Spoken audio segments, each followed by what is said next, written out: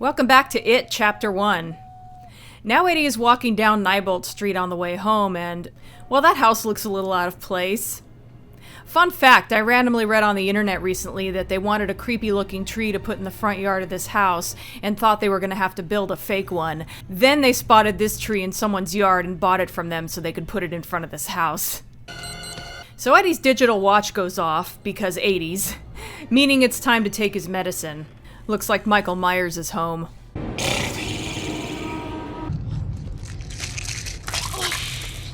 It's kind of interesting that he's a germaphobe, but he picks up those pills from the street. I guess they're expensive, or he's afraid he'll get in trouble if he loses them. Do you think this will help me, Eddie? Oh god! I can't get over how effective the monsters in this movie are. This is some scary shit.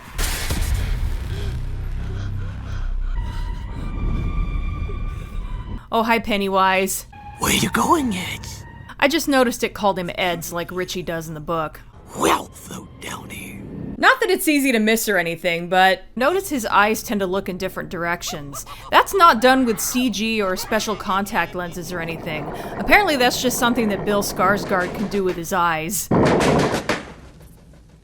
Yeah, get the hell out of there while you still can, Eddie Spaghetti.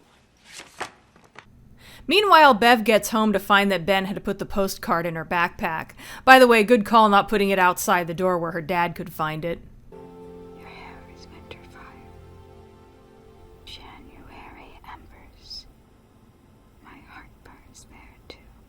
Speaking of which, I'm so glad Bev is a redhead here like she was in the book. It's not a big deal, but her not being a redhead in the miniseries always bothered me a little since the poem is about how he loves her red hair. Oops, time to ruin the moment. It just can't let them have a break. Oh, it's this part.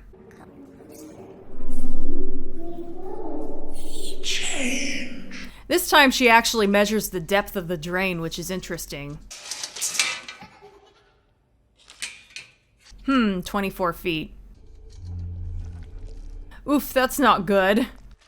So this must be where the balloon comes out of the drain and fills up with blood. Well, okay, that's different. Interesting reminder that she cut her long hair off recently. Ooh, I don't like where this is going.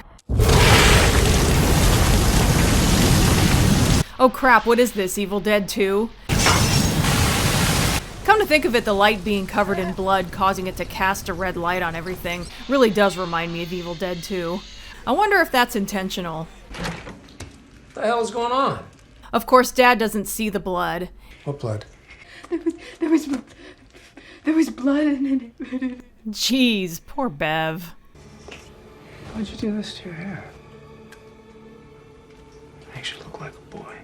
And yeah, unfortunately, it looks like she did the right thing by cutting her hair. Later that night, Bill is woken up by the roof leaking. Notice the drawing of Beverly, and when the water drops hit it, it mixes with the red pencil, and the effect looks like blood is dripped on her. Suddenly, the light goes on in Georgie's room.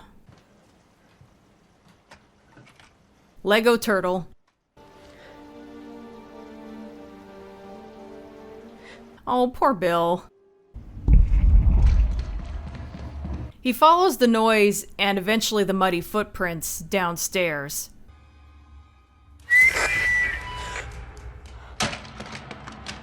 Hey, isn't that the cellar that Georgie was afraid of? Interesting how they turned that even more into foreshadowing. So Bill slowly goes down there to find that it's been flooded. Also, there's Georgie. But Bill, if you'll come with me, you'll float too. Nah, here we go. You'll float too. You'll float too. You'll float too. You'll float too. You'll float too. Interesting effect coming up. I like how it's made to look like he was a puppet that Pennywise was manipulating. And now for one of those bits I hated in the trailer, but it ended up working really well in context. And now, Pennywise is the puppet? I have a feeling it did that just to entertain itself. I mean, if you can look like anything and you pick a clown most of the time, you've got to have some kind of sense of humor, right? So the next morning, Bev catches up with the guys. I need to show you something. What is it? More than we saw at the quarry? Beep beep, Richie. Anyway, she has them come in to see if they can see what she sees in the bathroom. Richie gets to be the lookout. What if her dad comes back? Do what you always do. Start talking. It is a gift. Indeed. I just want you to know that 89% of the worst accidents at homes are caused in bathrooms, and Eddie is already doing his little paranoid chatter, and he hasn't even seen it yet. I knew it. You see it? But yeah, of course they can see it. We can't leave it like this. Of course, just like in the miniseries, they help her clean it up. Only this time there's a weirdly happy montage involved. I love the obsessive-compulsive way Stan cleans the window. Meanwhile, Ben sneaks a peek in her room to find that she did indeed see the postcard. Unfortunately, he also finds her having a moment with Bill. She ends up telling him that the rumors about her aren't true, of course. I was only ever kissed by one guy. It's a nice kiss, though. Also, January Embers? What was that in the play? No, the poem. I don't really know poetry. and now she knows that Bill didn't write the poem. But it turns into a really sweet conversation about their friendship. Hanging out with us makes you a loser too. I can take that. Hey, I wasn't the one scrubbing the bathroom floor and imagining that her sink went on Eddie's mom's vagina on Halloween. She didn't imagine it. So here's where they finally address the elephant in the room. I saw something too. Bill mentions that he saw Georgie. I mean, it seemed like him, but there was this... The clown. Yeah, I saw him too. No one else goes into detail, but it's obvious that something similar happened to all of them. Wait, can only virgins see this stuff? Is that why I'm not seeing this shit? But uh-oh, there's Mike Hanlon's bike. He's homeschooled in this version, by the way. Oh shit, that's Bill Huggins' car. Of course it's a Trans Am, the 80s-est of all 80s cars. We have to help him.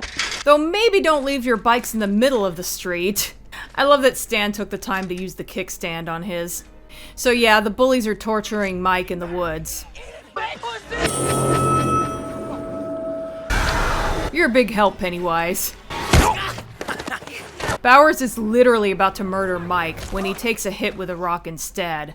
By Bev. Nice throw. Slight spoiler, but her being a good shot isn't foreshadowing here so much as a nod to the book. Oh boy, showdown at the quarry, or Barrens. She'll do you. You just gotta ask nicely, like I did. Ben still gets pissed off though, and it's great. Maybe not quite as great though. Ben tackling Henry and eventually literally kicking his ass never gets old.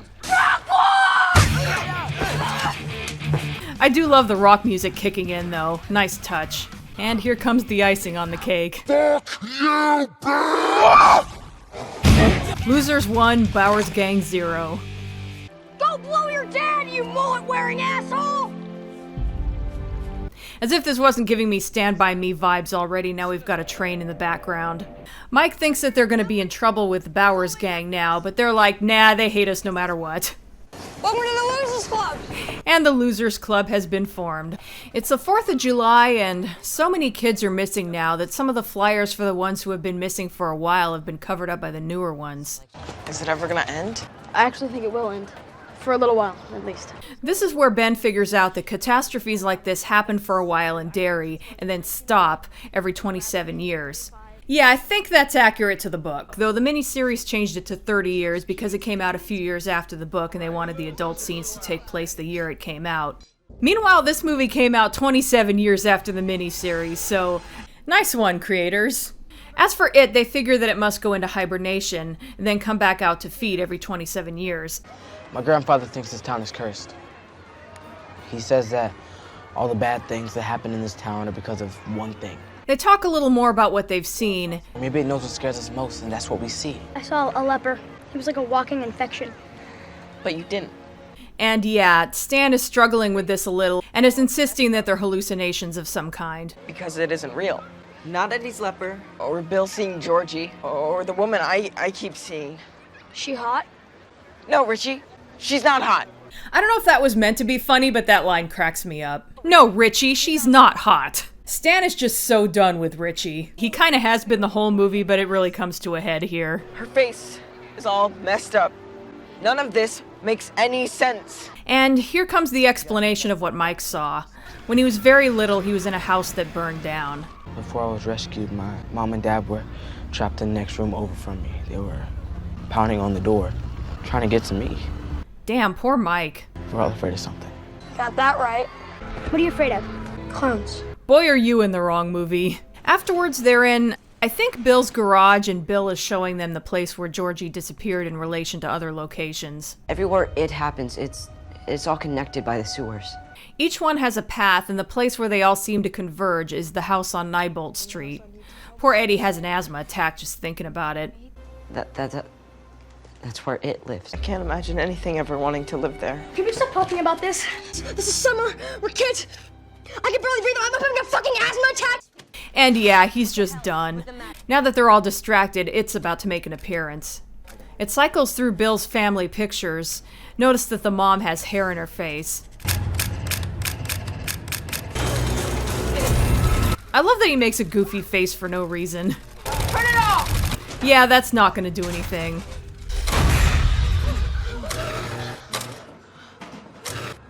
Notice that Stan is the one in the shot here, so when Pennywise disappears from the picture, he probably knows what's gonna happen next, or thinks he does. Well, there's the giant Pennywise that Eddie mentioned in the miniseries. Big white guy, red nose. About 75 feet tall, mouth full of razor-sharp teeth. I think I remember that it was in the book, but I don't remember the details. Probably the scene with the photo album.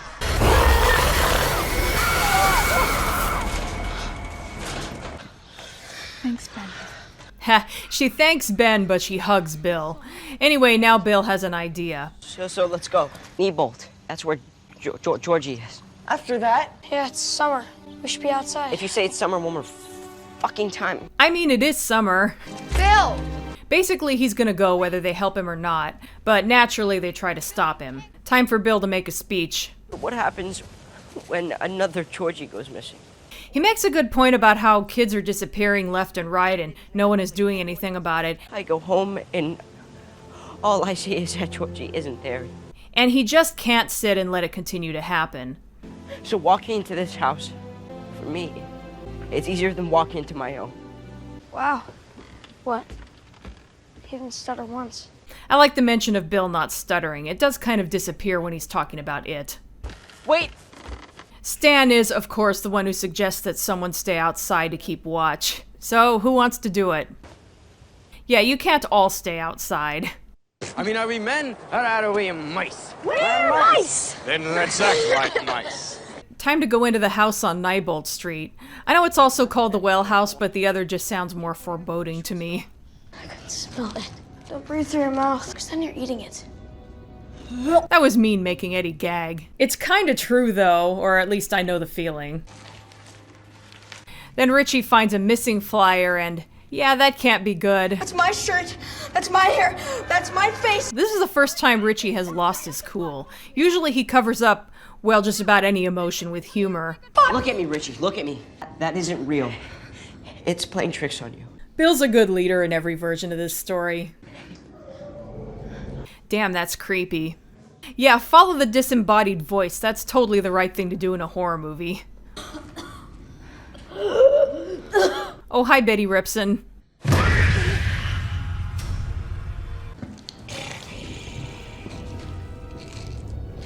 So Eddie is the first to be separated from the group.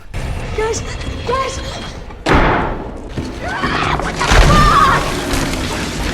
Time to take your pill, Eddie. Damn! I wouldn't have to pass out. I would have swan dived through that hole. Heh, it really was time to take his pill. Nice gag. Eddie, open the door. And now it's Richie's turn to be called away. I know it's easy to say that the kids are being stupid, but we don't know what sort of power it has over them. It seems like if all it took to avoid it was common sense, there'd be a lot fewer victims. Eddie, Also, to be fair, it sounded like Eddie's voice. Richie. He's now trapped in a room full of clown dolls because of course he was. Yeah, unfortunately, sometimes otherwise good horror movies have cheap jump scares. Stupid clowns. By the way, it's hard to see in the dark, but one of these clowns is clearly meant to look like Tim Curry's Pennywise, and I love that there was a nod to the miniseries in this. So another sheet falls, revealing a coffin with Richie's lost flyer on the lid. Nice. Wow, there are even pictures of clowns on the walls. This room is really stuffed to the gills with clowns beyond any reason.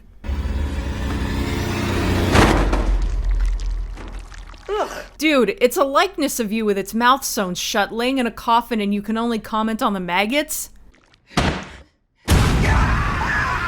Woo! Superhero landing! Beep, beep, Richie.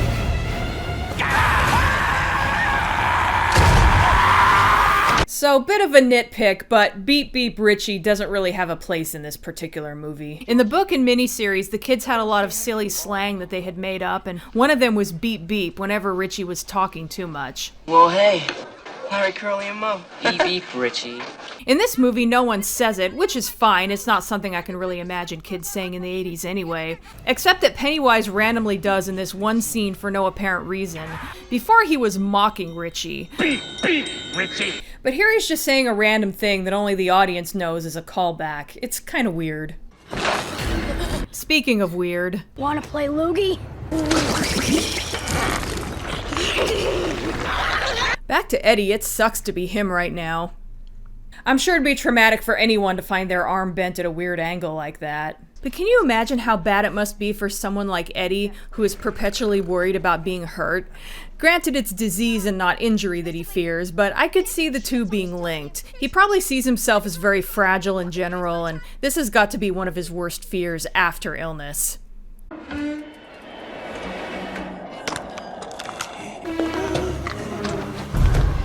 Pennywise truly does some weird body horror shit in this movie.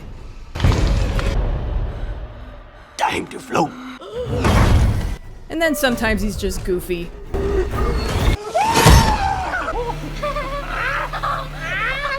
Pennywise pretending to bite Eddie's arm could be foreshadowing. I wonder if any of these doors would actually be a good choice. I mean, of course it wasn't going to be that one. Bill tries to tell Richie that none of this is real.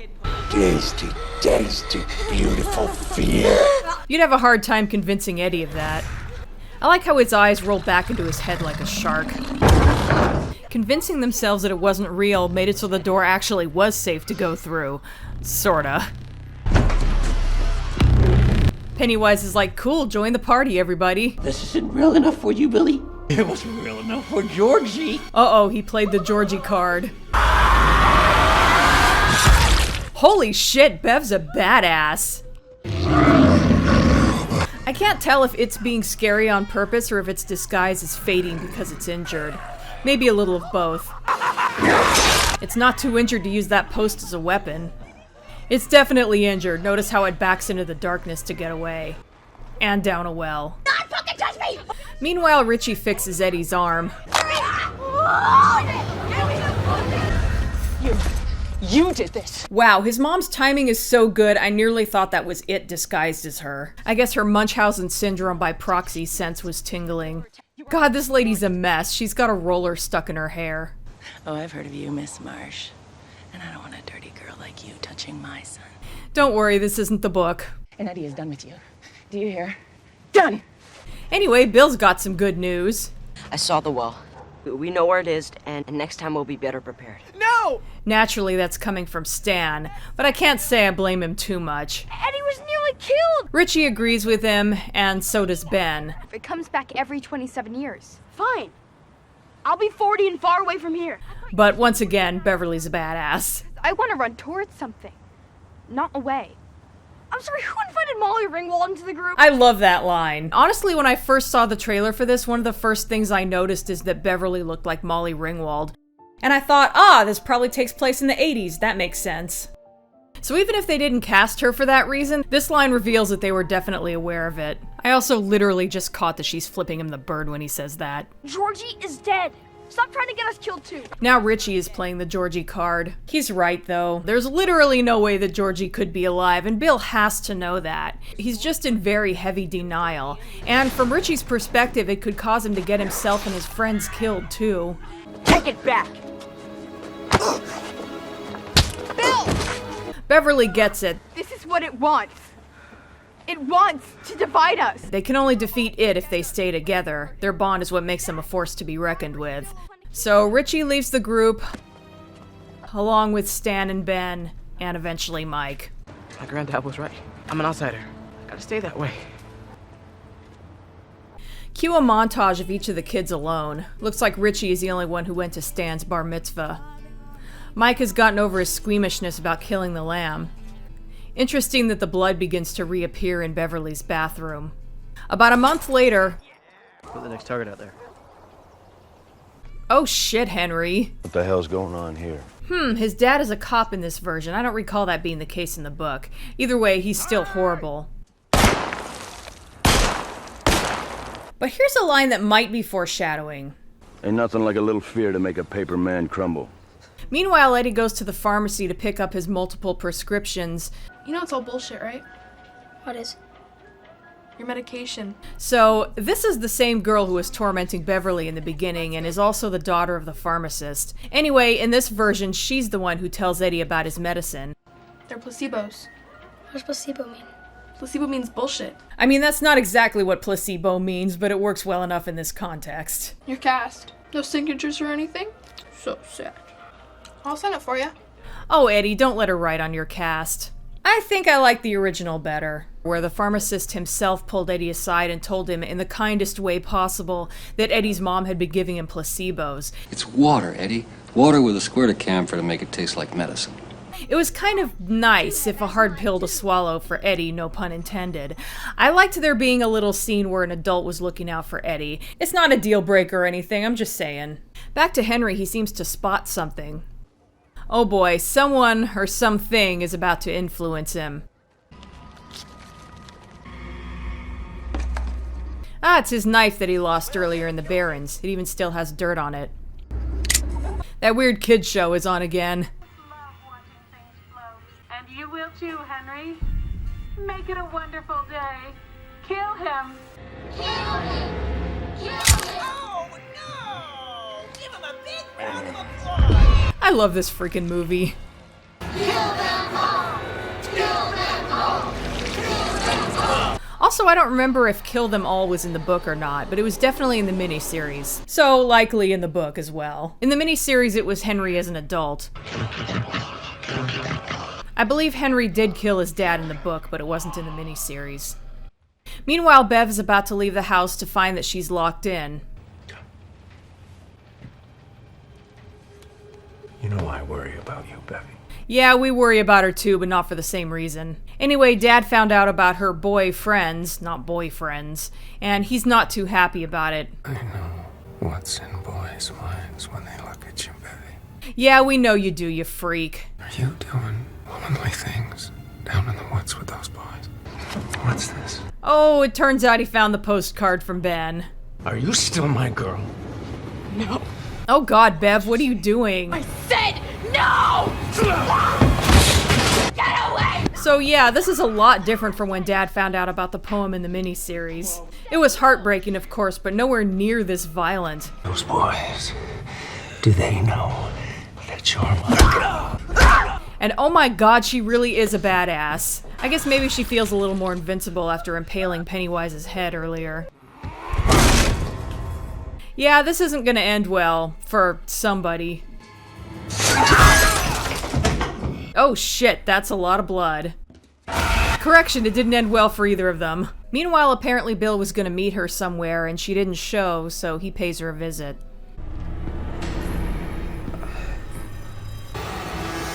I remember that line from the miniseries too, only it was said to Beverly, which is interesting. Die if you try. You die if you try. Also, I just noticed that Beverly's a Susie and the Banshees fan. I knew there was a reason I liked her. You know things are bad when he decides to give up and go see Nightmare on Elm Street 5. Nah, actually he knew Richie was in the arcade. See that guy I'm hitting? I'm pretending it's you. It's Richie. It got Beverly. Then they call Eddie. I love that he's putting a V over the S on his cast. I'll meet you there. Anyway, he gets stopped by Momzilla. You're getting over your sickness, remember? And he just straight up confronts her about his medicine. You know what these are? They're gazebos! They're bullshit! Even if he does call them gazebos. I'm sorry, but the only people that were actually trying to protect me were my friends. And you made me turn my back on them when I really needed them. So I'm going. That was so great. I'm sad it didn't happen in the miniseries. Apparently it's from the book, though.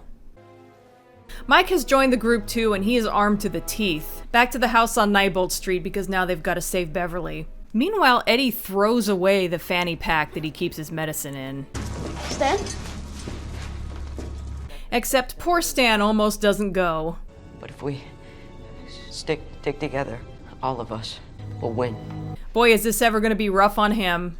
Okay, here's where we're ending part 2. If you haven't seen this version of it yet, definitely watch it before part 3, because as crazy as this movie has been, shit's really gonna hit the fan soon.